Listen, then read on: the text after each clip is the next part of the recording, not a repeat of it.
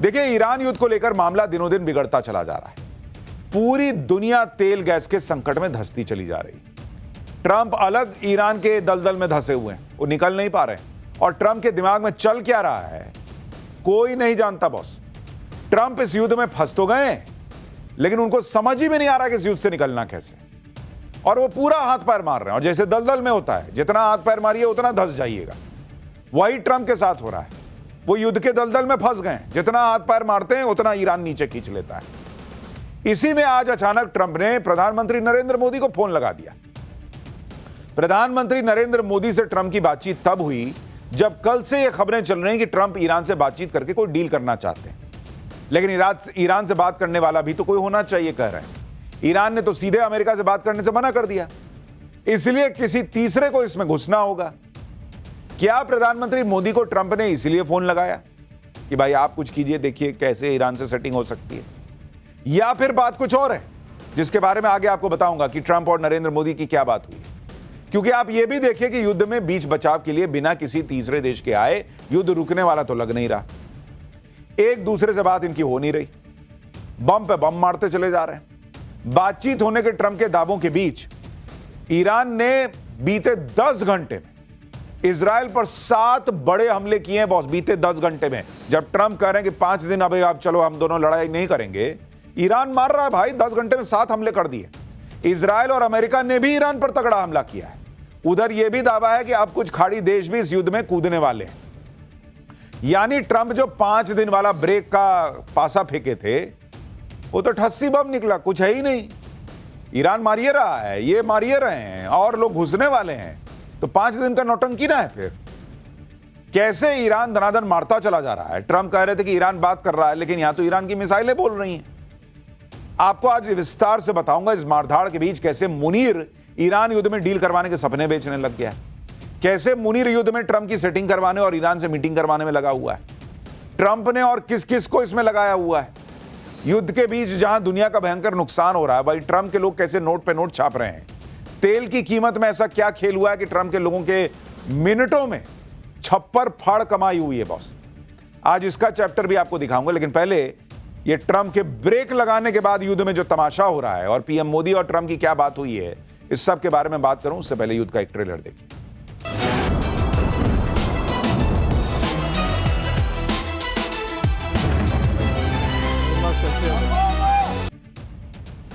देखिए, Iran America युद्ध में आज की सबसे बड़ी खबर यही है कि डोनाल्ड ट्रंप ने इस पूरे युद्ध के बीच में प्रधानमंत्री नरेंद्र मोदी को फोन घुमा दिया है। 25 दिन से युद्ध चल रहा था और ये 25 दिन में पहली बार है कि नरेंद्र मोदी और डोनाल्ड ट्रंप की बात हुई है। नरेंद्र मोदी ने भी सब जगह बात की, डोनाल्ड ट्रंप को फोन नहीं किया था। डोनाल्ड ट्रंप ने भी 25 दिन से कोई फोन नहीं किया हुआ था, मतलब उसके पहले से नहीं किया था, युद्ध के बीच कह रहा हूं कि कोई फोन नहीं किया था। लेकिन आज अचानक दोनों की बात हो गई और इसके बारे में अमेरिका के राजदूत सर्जियो गोर ने बताया कि राष्ट्रपति ट्रंप और पीएम मोदी के बीच बातचीत हुई है। दोनों ने मिडिल ईस्ट के हालात पर चर्चा की है, जिसमें स्ट्रेट ऑफ हॉर्मुज के खुले रहने की अहमियत शामिल है। यानी दोनों के बीच स्ट्रेट ऑफ हॉर्मुज को लेकर बात हुई है। यह अमेरिका के जो एम्बेसडर है भारत में, उन्होंने ट्वीट करके कहा।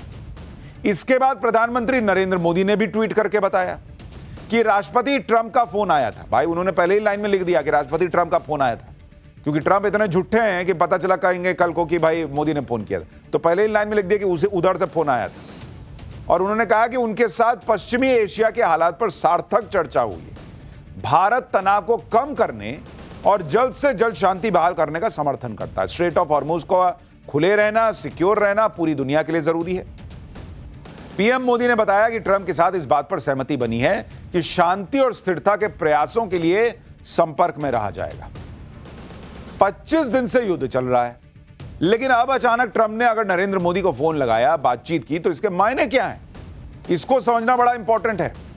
देखिए, इसमें 2 चीजें हो सकती है। पहली बात तो यह हो सकती है कि युद्ध में चौतरफा फंसे ट्रंप अब युद्ध से बाहर निकलने के लिए भारत की मदद चाहते हैं, क्योंकि भारत ईरान से भी दोस्ती किए बैठा है।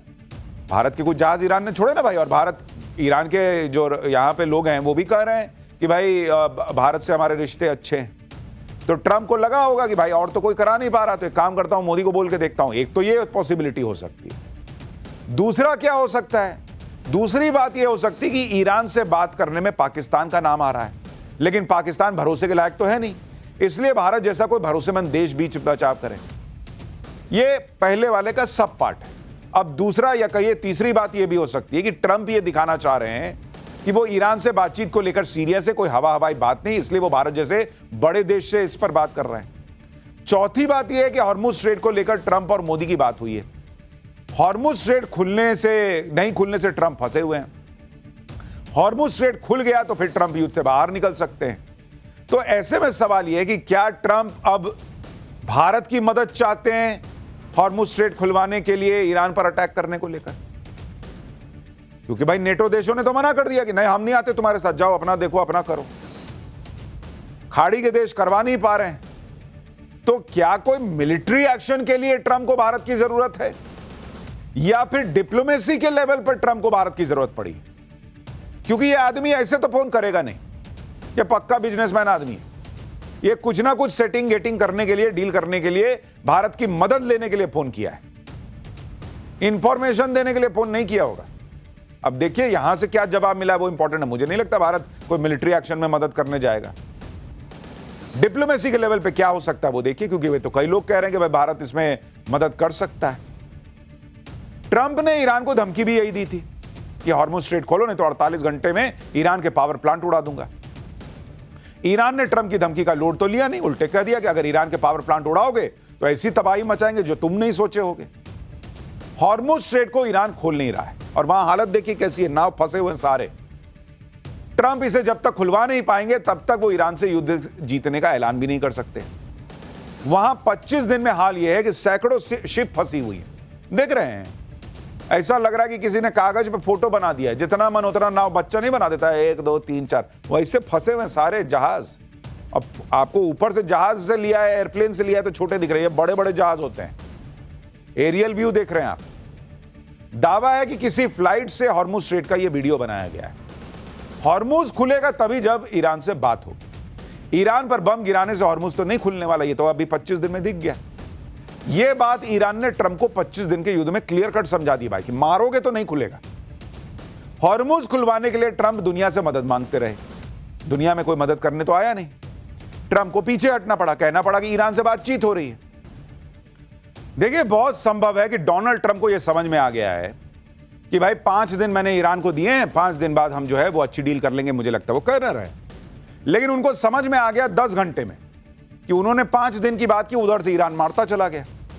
तो इनको यह समझ में आ गया है कि इनके बूते का तो है नहीं ईरान को चुप कराना, ईरान से डील कर पाना, क्योंकि ईरान ने इनकी सारी नवाबी निकाल के छोड़ दी है। इसीलिए मुझे लगता है कि अब ये भारत से संपर्क कर रहे हैं ताकि कम से कम ईरान को बातचीत के टेबल पे लाया जा सके। क्योंकि 5 दिन बाद भी अगर कुछ नहीं हो पाया तो ये क्या मुंह दिखाएंगे? वैसे ही पब्लिक इनका मुंह देखना नहीं चाह रही है, जिस तरह से पब्लिक को, दुनिया को इन्होंने फंसा के छोड़ दिया है। ट्रंप ने दावा कर दिया कि ईरान को ऐसा फोड़ा कि वो डर की वजह से बातचीत के टेबल पर आ गया, लेकिन उनको अंदर से अंदर पता है ना कि क्या हो रहा है। भाई ईरान ने इजराइल के तेल अवीव और हाइफा में भयानक हमले किए हैं। 10 घंटे के अंदर 7 मिसाइल बैराज दागी। ट्रंप के ऐलान के बाद तेहरान के रिहायशी इलाकों में मिसाइलें गिरी। उधर ईरान के खुर्रम शहर और इस्फहान में पावर ग्रिड और गैस सप्लाई नेटवर्क पर हमले हुए। पाइपलाइन फटने से खुर्रम शहर में ब्लैकआउट हो गया। यानी युद्ध वैसा ही चल रहा है जैसा चल रहा था।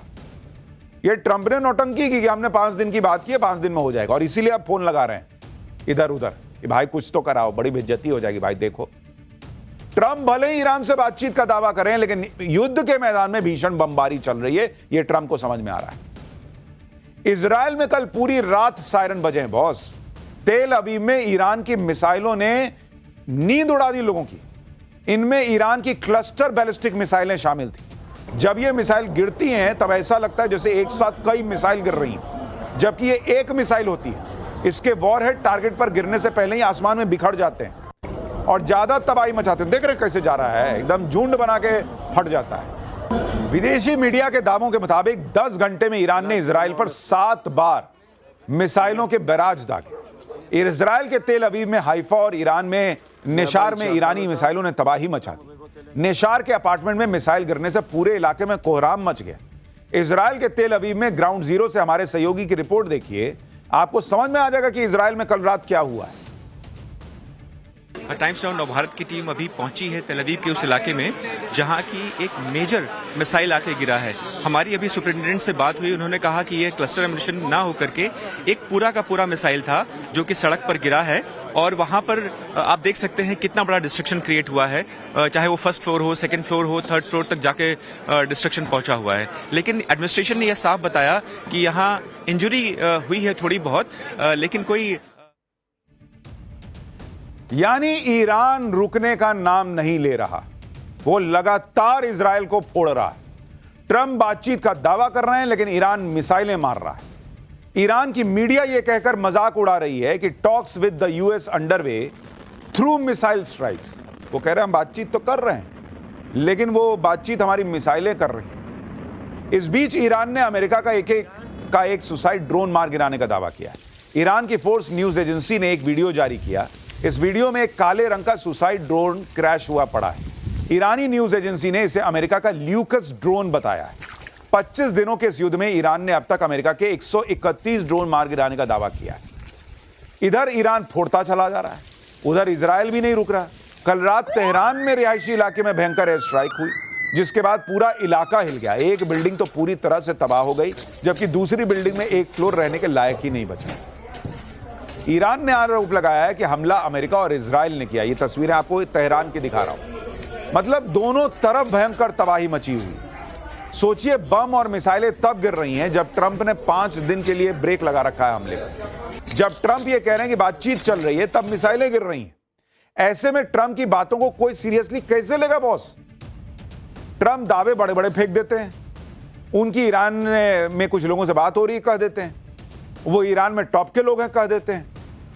ट्रंप का दावा है कि ईरान अब वैसा ही करेगा जैसा वो चाहेंगे, तो अब तक क्यों नहीं किया? और कर रहा है, आपके चाहने पर कर रहा है, तो तेल अवीव कैसे फोड़ रहा है? आप चाहते हैं क्या इजराइल पर अटैक हो?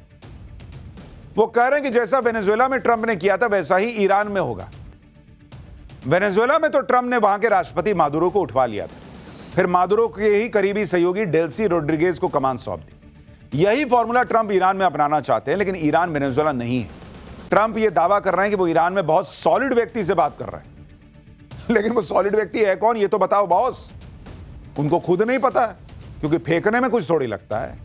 कुछ मीडिया रिपोर्ट्स ने ट्रंप प्रशासन के हवाले से बताया कि अमेरिका ईरान की संसद के स्पीकर मोहम्मद बगैर गलीबाफ से बातचीत कर रहा है। मोहम्मद बगैर गलीबाफ ईरान की संसद के अध्यक्ष हैं। इनकी गिनती ईरान के शक्तिशाली नेताओं में की जाती है। ईरान की राजनीति में मोहम्मद बगैर गलीबाफ एक बड़ा नाम है।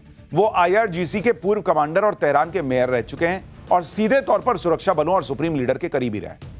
लेकिन अगर अमेरिका इनसे बात कर रहा है तो खुल के नाम लेता है। ये तो सोर्सेज से खबरें चल रही हैं। लोग कह रहे हैं कि ट्रंप हवा में तीर चला रहे हैं क्योंकि ईरान के जिस नेता से अमेरिका ने बातचीत करने का संकेत दिया उस नेता ने तो तुरंत कह दिया कि है झूठ बोल रहा है। ईरान की संसद के स्पीकर मोहम्मद बगैर गलीबाफ ने इन सभी मीडिया रिपोर्ट को सिरे से खारिज कर दिया। सोशल मीडिया पोस्ट में उन्होंने लिखा कि अमेरिका के साथ कोई बातचीत हुई भी नहीं की है। वित्तीय और तेल बाजारों में हेरफेर करने के लिए ऐसी झूठी खबरें फैला रहा है आदमी।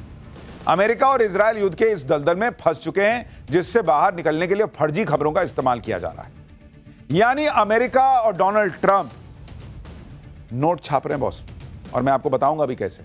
ट्रंप की बातों पर किसी को भरोसा नहीं रह गया, इसलिए आप देखिए कि क्रूड ऑयल के दामों में फिर से आग लग गई है। कल ट्रंप के 5 दिन वाले बयान के बाद ब्रेंट क्रूड ऑयल की कीमत 10% गिर गई थी, लेकिन आज फिर क्रूड ऑयल के दाम 4% बढ़कर $104 प्रति बैरल पहुंच गए, क्योंकि लोगों को दिख गया कि अरे ये आदमी बोला और रात भर बम फटा है, कैसे तेल की कीमत कम होगी, फिर भाग गया वो ऊपर। कई लोग कह रहे हैं कि ट्रंप ने जिस तरह से अचानक ईरान से बातचीत होने की बात कही उसके पीछे शेयर मार्केट और ऑयल मार्केट का बड़ा खेल है, क्योंकि आरोप लग रहा है कि ट्रंप मार्केट खुलने से ठीक पहले युद्ध पर बड़ा ऐलान करते हैं। कुछ लोग मार्केट में मोटा मुनाफा कमाते हैं। आरोप लग रहा है कि कल ट्रंप के युद्ध पर ऐलान से पहले ही कुछ चुनिंदा लोगों को यह खबर लीक कर दी गई और उन लोगों ने जमकर ट्रेडिंग की जो अप्रत्याशित थी। फाइनेंशियल टाइम्स के मुताबिक न्यूयॉर्क के समय के मुताबिक सुबह 6:49 से 6:50 के बीच व्यापारियों ने ब्रेंट क्रूड और West Texas intermediate crude WTI crude में 5,000 करोड़ रुपए के दाव लगाए थे बॉस। ये दाव ट्रंप के ईरानी एनर्जी साइट्स पर हमला कर टालने के ऐलान से लगभग 15 मिनट पहले हुआ। इत्तेफाक है। ये दाव कच्चे तेल की कीमतों में गिरावट को लेकर थे और जैसा दाव लगाया गया वैसा ही मार्केट में हुआ। एक तरफ जहां किसी की को भनक नहीं थी कि ट्रंप ऐसा करेंगे, वहीं दूसरी तरफ कुछ लोग ऐसे थे जिन्होंने खबर ब्रेक होने से पहले ही तेल के ऊपर दाव लगाया और भयंकर पैसा कमा लिए। दावा है कि इन ट्रेडर्स ने 20 मिनट में 938 करोड़ रुपए का शुद्ध मुनाफा कमाया, यानी 47 करोड़ रुपए प्रति मिनट का प्रॉफिट। एक्सपर्ट्स के मुताबिक कोई भी बड़ा से बड़ा ट्रेडर इतने कम वक्त में ऐसा रिस्क नहीं लेता है, वो भी ट्रेडिंग शुरू होने से ठीक पहले। एक थ्योरी यह भी चल रही है कि ट्रंप वीकेंड पर ईरान पर तगड़ा हमला करेंगे जब मार्केट बंद रहता है, जिससे सोमवार को जब अमेरिकी मार्केट खुलेगा तो वो ज्यादा स्टेबल रहेगा और ट्रेडर्स को मुनाफा हो जाएगा। तीसरी थ्योरी के मुताबिक ट्रंप 5 दिन का ब्रेक लगाकर टाइम बाय कर रहे हैं, जिससे ट्रंप को ईरान में अमेरिकी मरीन उतारने का वक्त मिल जाए।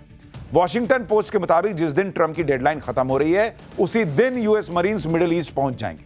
अमेरिका 2 बैच में करीब 5000 अमेरिकी मरीन्स उतार रहा है। खबर चल रही है कि अमेरिका सीधे स्ट्रेट ऑफ हॉर्मुज से नहीं घुसेगा, वो चाबहार पोर्ट के रास्ते ईरानी इलाके में एंट्री लेगा। खर्ग आइलैंड, हॉर्मुज आइलैंड और नॉर्थ ओमान जिनकी सबसे ज्यादा चर्चा है, वहां से हमला न करके अमेरिका ईरान को शॉक करने की कोशिश करेगा। इसलिए ट्रंप अपनी मरीन्स के पहुंचने का समय ले रहे हैं।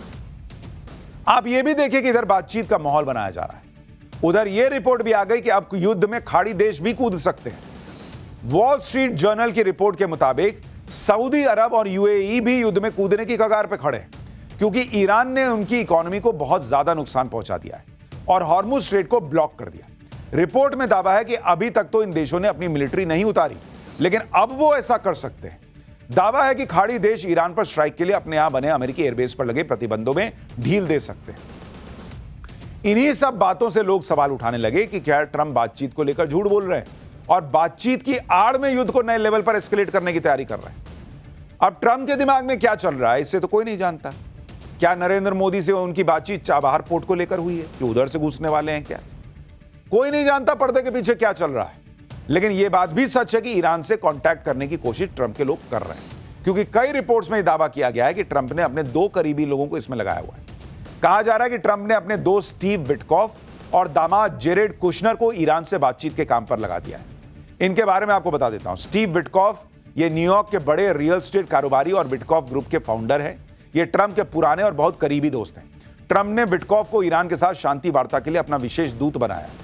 ट्रंप के दूसरे करीबी हैं जेरेड कुशनर। ये ट्रंप के दामाद साहब हैं। ट्रंप की बड़ी बेटी इवांका ट्रंप से इनकी शादी हो रखी है। कुशनर ट्रंप के पिछले कार्यकाल में उनके सलाहकार थे। माना जाता है कि कुशनर ने इजरायल हमास युद्ध रुकवाने में अहम भूमिका निभाई थी। इसलिए ट्रंप ने ईरान के साथ शांति बातचीत करने के लिए उन पर भरोसा जताया कि जा बेटा तू ही कुछ कर, ससुर को बचा। लेकिन ट्रंप के सामने दिक्कत है कि जिन 2 लोगों को ईरान से कांटेक्ट करने और बातचीत करने के लिए लगाया गया, ये वही लोग हैं जिन्होंने पहले भी ईरान से बातचीत की, लेकिन उस बातचीत के बीच ही ईरान पर हमला करवा दिया। इसलिए ईरान इन पर भरोसा नहीं कर रहा और ना ही सीधी बातचीत हो रही है। ट्रंप को इसलिए बैक चैनल से कुछ और देशों को, कुछ लोगों को लगाना पड़ा है। खबर है कि अमेरिका और ईरान के बीच किसी संभावित बातचीत के लिए जिस जगह को चुना गया, वो जगह पाकिस्तान की राजधानी इस्लामाबाद है। इस खबर को और ज्यादा मजबूती तब मिली जब पता चला कि ट्रंप के शांति दूत स्टीव विटकॉफ और उनके दामाद इस वक्त पाकिस्तान में मौजूद हैं। जब इस बारे में व्हाइट हाउस की प्रवक्ता कैरोलिन लेविट से पूछा गया तो उन्होंने भी गोलमोल जलेबी छान दी, जवाब सीधा नहीं दिया। कैरोलिन से पूछा कि क्या इस हफ्ते अमेरिकी उपराष्ट्रपति जेडी वेंस ट्रंप के दोनों शांति दूत विटकॉफ और कुशनर के साथ इस्लामाबाद में ईरानी अधिकारियों से मुलाकात करेंगे, तो उन्होंने कहा कि यह संवेदनशील कूटनीतिक चर्चाएं और अमेरिका प्रेस के जरिए बातचीत नहीं करेगा। यह एक बदलती हुई स्थिति है और बैठकों के बारे में लगाए जा रहे अंदाजों को तब तक अंतिम नहीं माना जाना चाहिए जब तक कि व्हाइट हाउस द्वारा उनकी औपचारिक घोषणा न कर दी जाए। भाई एक बार में बोलो कि नहीं हो रहा है, लेकिन ऐसा नहीं बोल रहे, घुमा फिरा के जवाब दे रही है। एक तरफ व्हाइट हाउस कोशिश कर रहा है कि ईरान के साथ होने वाली शांति वार्ता को सीक्रेट रखा जाए, दूसरी तरफ पाकिस्तान ने वाहवाही लूटने के चक्कर में व्हाइट हाउस की कोशिशों पर पानी फेर दिया। खुद पाकिस्तान के प्रधानमंत्री शहबाज शरीफ ने सोशल मीडिया पर ढिंडोरा पीट दिया, लिख दिया कि पाकिस्तान मिडिल ईस्ट में युद्ध को समाप्त करने के लिए संवाद की दिशा में जारी प्रयासों का स्वागत करता है और उनका पूर्ण समर्थन करता है। अमेरिका और ईरान की सहमति के बाद पाकिस्तान इस जारी संघर्ष के व्यापक समाधान और सार्थक और निर्णायक वार्ता को सुगम बनाने के लिए मेजबानी करने को तत्पर और गौरवान्वित महसूस करता है। यानी वहां व्हाइट हाउस छुपा रहा है कि नहीं भाई, उन कैसे दिखाएं कि हम पाकिस्तान के जरिए जो है वहां पे बैठक कर रहे हैं। यहां ये भाई ने खुला बोल दिया कि देखिए हम तो बड़ा खुश हैं कि आप हमारे यहां आके बातचीत कर रहे हैं। खबर यह भी है कि इस युद्ध को रुकवाने का क्रेडिट लेने के लिए पाकिस्तान जी तोड़ हाथ पांव मार रहा है। मीडिया रिपोर्ट के मुताबिक मुनीर ने शांति वार्ता को लेकर ट्रंप से बात की। शहबाज शरीफ ईरान के राष्ट्रपति मसूद पेजेश्कियन से फोन पर बात कर चुके हैं। कहा जा रहा है यह भी दावा है कि पाकिस्तान के साथ तुर्की और इजिप्ट भी मध्यस्थता करने में लगे हुए हैं, क्योंकि पाकिस्तान के साथ क्या है कि वो मुनीर जो है वो ट्रंप की चापलूसी में एकदम नंबर 1, तो वहां थोड़ा सेटिंग वेटिंग हो रखा है। ट्रंप के दामाद से भी उनकी बनती है, और वहां इस्लामिक ब्रदरहुड वाला मामला है, तो उसमें ईरान को थोड़ा कह सकते कि भाई तुम मेरी बात सुनो। सोचिए ट्रंप का क्या हाल हो गया कि पाकिस्तान जैसे देश या पाकिस्तान जैसे गए गुजरे देश से कहना पड़ रहा है कि भाई सेटिंग करवा, मीटिंग करवा। मुनीर को तो जो ऑर्डर आएगा वो उस ऑर्डर को पूरा करने में लग जाएगा, लेकिन सवाल यह कि ईरान मानेगा या नहीं। ईरान ने किसी तरह से पीछे हटने के कोई संकेत नहीं दिए हैं, और ईरान को भी तो दिख रहा है कि तुम मुस्लिम ब्रदरहुड की बात करते हो, तुमने कौन सी मेरी मदद कर दी जब अमेरिका और इजराइल मार रहे थे। एक तरफ तो ईरान अटैक पर अटैक कर रहा है, दूसरी तरफ वो नए नेता को अभी ऐलान कर रहा है। अमेरिका और इजराइल ने ईरान की टॉप लीडरशिप को खत्म कर दिया, फिर उसके बाद जो नेता आए उनको भी खत्म कर दिया, लेकिन ईरान नए नेता नियुक्त करता जा रहा है। आप देखिए कि अली खामनेई के बाद ईरान ने मुस्तफा खामनेई को नया सुप्रीम लीडर बना दिया, और अब ईरान के सुरक्षा प्रमुख अली लारिजानी की खाली कुर्सी पर नया नेता लाकर बिठा दिया गया है। ईरान के राष्ट्रपति मसूद पेजेश्कियन के कार्यालय से ऐलान हो चुका है कि मोहम्मद बाकिर ज़ोलखद्र को ईरान के सुप्रीम नेशनल सिक्योरिटी काउंसिल का नया सचिव नियुक्त किया गया है।